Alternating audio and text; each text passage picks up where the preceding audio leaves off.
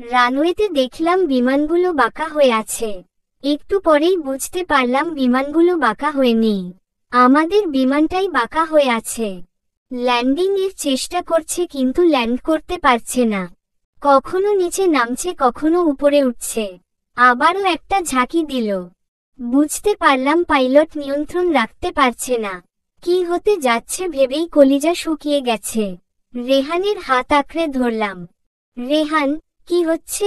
বুঝতে পারছি না। মনে কত শত ভয় ভিড় করছে। মনে পড়ল কিছুদিন আগেই ত্রিভুবনের বিমান দুর্ঘটনার কথা।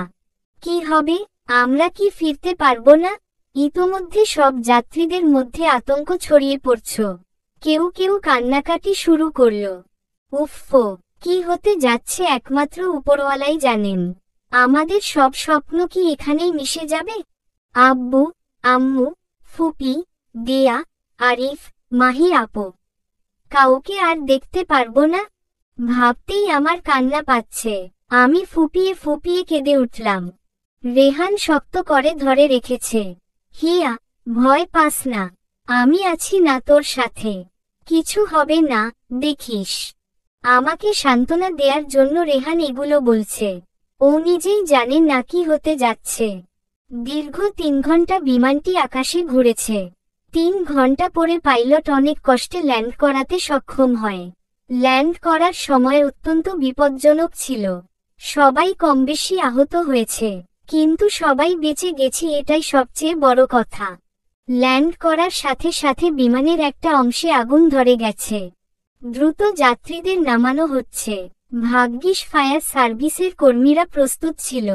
বড় ধরনের ব্লাস্ট হবার আগেই আগুন নিভিয়ে ফেলতে সক্ষম হয়। আমরা বেঁচে ফিরেছি।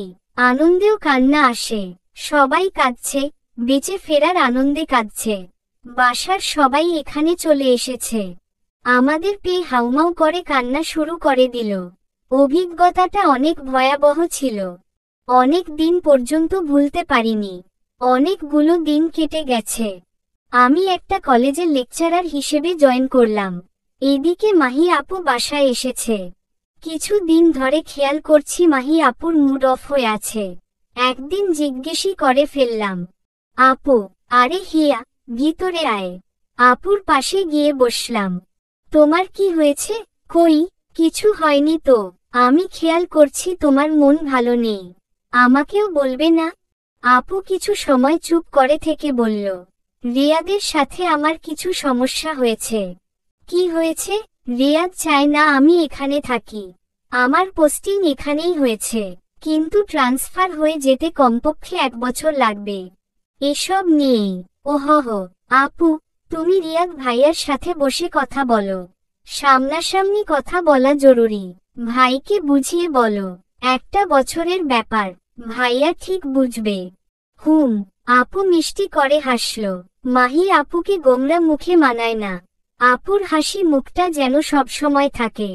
সময় যেন স্রোতের মতো বয়ে গেছে। সংসারের মায়াজালে জড়িয়ে 5টা বছর কেটে গেছে। মাঝে মধ্যে আফরিনের কথা মনে পড়ে।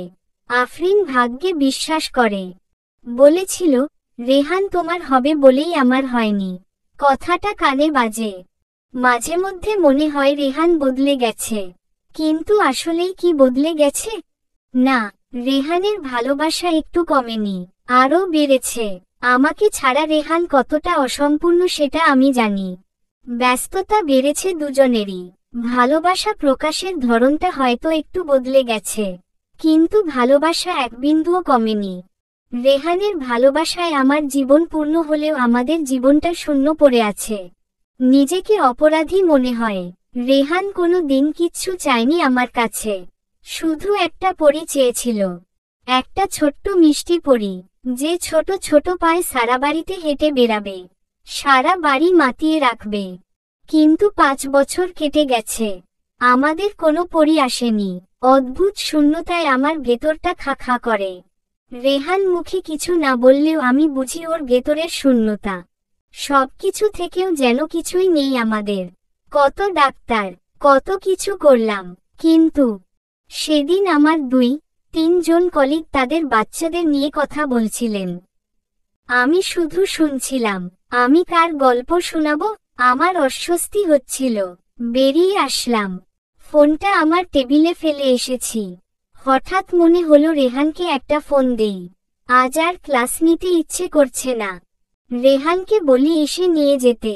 দূরে কোথাও ঘুরে আসব। রুমে ঢুকতে গিয়ে শুনি, যার সন্তান নেই সে কি করে বুঝবে সন্তানের মর্ম। দেখলেন না কেমন উঠে চলে গেল। এইজ ডিফারেন্স বেশি হলে এমনই হয়।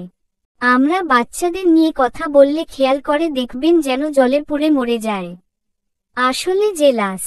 নিজের নেই তো। আমার চোখ ভিজে গেছে। ওখান থেকে সরে আসতে চাইলাম, কিন্তু তার আগেই একজনের চোখে পড়ে গেলাম। আমাকে দেখে বিব্রত হয়ে গেলেন। আমিও আর কিছু না ভেবেই রুমে ঢুকে আমার লকার লক করে ফোন আর ব্যাগ নিয়ে বেরিয়ে এলাম। মানুষ এমন কেন হয়? আমার শূন্যতা, আমার কষ্ট ওরা দেখতে পায়। মাহি আপুর 2 ছেলে মেয়ে যখন আসে ফুপি ভীষণ খুশি হয়। মাঝে মধ্যে একটা দীর্ঘশ্বাস ফেলে। একদিন শুধু বলেছিলেন, আল্লাহ কবে মুখ তুলে চাইবেন। রাতে রেহান বেডে আসলো। আমি ওর আগেই চলে এসেছি। পাশ ফিরে শুয়ে আছি। আজ এত আগেই বেডে? খারাপ লাগছে। রেহান মাথায় হাত রেখে বুঝতে পারে আমি কাঁদছি। হিয়া, কি হয়েছে? কাঁদছিস কেন? কি হয়েছে বল। এবার আমার কান্নার যেন বাঁধ ভেঙে গেছে। রেহানের বুকে আমি অঝরে কেঁদে যাচ্ছি। হিয়া, মুখ তুল, তাকা আমার দিকে। বলবি না কি হয়েছে? আমাদের একটা বাবু নেই কেন? কেন আসে না একটা পরী? রেহান আমার চোখ মুছে বলল, কে কি বলেছে? বল। কেউ কিছু বলেনি। তুই মিথ্যা বলবি আমার কাছে? বল কি হয়েছে? আমি কাঁদতে কাঁদতে রেহানকে বললাম, এই কলেজে তোকে থাকতে হবে না। 2টা দিন অপেক্ষা কর, তোকে অন্য কলেজে ট্রান্সফার করাবো। আর শুন, তুই কি বোকা? আল্লাহ যখন চাইবেন তখন আমাদের বাবু আসবে। আল্লাহ যদি না চান আসবে না। হয়তো 10 বছর পরেও দিতে পারেন। উনি যা করেন তা ভালো বুঝেই করেন। এসব নিয়ে আর কোনো দিন মন খারাপ করবি না। কথা দে, এখনই কথা দে। আচ্ছা, করব না। তোর পরিচয়? পরম মমতায় বুকে আগলে নিল রেহান। পরদিন রেহান আমাকে এক জায়গায় নিয়ে গেল। একটা পুরনো জিন ধরনের বাসা। সেখানে এক বৃদ্ধা আমাদের ভেতর নিয়ে গেলেন। রেহান, আমরা এখানে কেন এসেছি? একটু অপেক্ষা কর। ওই বৃদ্ধা ভেতর থেকে কোলে করে একটা ফুটফুটে বাচ্চা নিয়ে এলো। মাগো, আমার মাইয়াডা বাঁচব না। ওর জামাই ওরে ফালাইয়া বিয়া কইরা চইলা গেছে। একটা খোঁজ করে নাই। মাইয়া বাঁচব না ডাক্তার কইয়া দিছে। আমি বুড়া মানুষ, এই 5 দিনের বাচ্চা পালমু কেমনে? তুমি নিয়া যাও। তোমার বাচ্চা আজকে থেইকা ওরে বড় মানুষ কইরো। আমার চোখ দিয়ে টপটপ করে পানি পড়ছে। রেহানের দিকে তাকালাম। রেহান ইশারা করল। আমি ধীর পায়ে এগিয়ে গিয়ে কুলে তুলে নিলাম। আমার পরী, এটা আমাদের পরী। রেহান, তুই পরী চেয়েছিলি না? এটাই তোর পরী। বুকে জড়িয়ে ধরলাম পরীকে। আমার বুকের শূন্য জায়গাটা পূর্ণ হয়ে গেছে। রেহানের চোখেও পানি। এই আমার পরী। হিয়া দেখ কিভাবে তাকিয়ে দেখছে আমাকে। সমাপ্ত।